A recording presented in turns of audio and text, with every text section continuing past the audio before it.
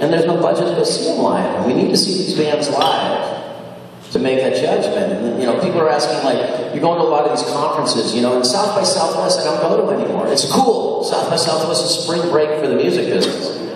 You know, it really is. It's like a bunch of old fuckers drinking beer all day long.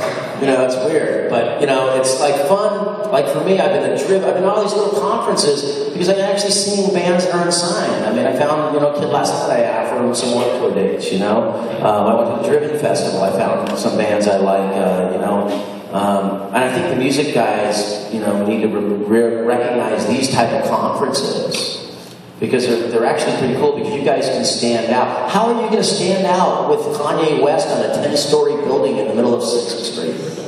Ain't going to happen right now in your career. Everyone's just going to go like, I got to see that, you know? You know, it's weird. So these little conferences are kind of the stuff I've kind of walking around and seen some music last night. No, it's a key point, and I've been doing this for Atlantic for 13 years now. I work out of my house in Altamont Springs, which is crazy, and I've luckily been able to find some bands and make some records that sold, but you know, over time, I just was assuming that the guys that run Atlantic Records would be like, you know, come on up to New York, let's do it. But they love the idea, what you're talking about. They love the idea that they have an A&R guy that's not in New York, not in LA, not in Atlanta, not in Nashville, that I'm at stuff like this, which this is a great conference and it happens every year and it's awesome. But just like Kevin's saying, the Driven Music Conference, the smaller conferences is what I'm more excited about. So at Atlantic, they're smart in keeping me out in the field, looking in directions where other people are not. All right. I know you have a question.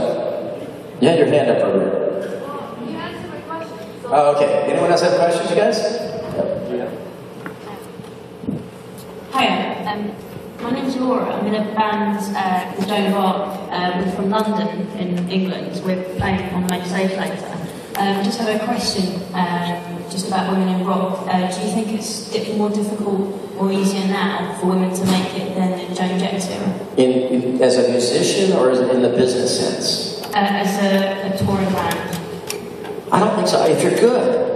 We go through these phases of like, you don't have enough women on your tour. You don't have, we need good women singers. We hit these periods where, you know, you just can't force it. You know, there is a place, you know. I mean, if you look at really cool, there's really, you know, really cool women out there that are doing stuff.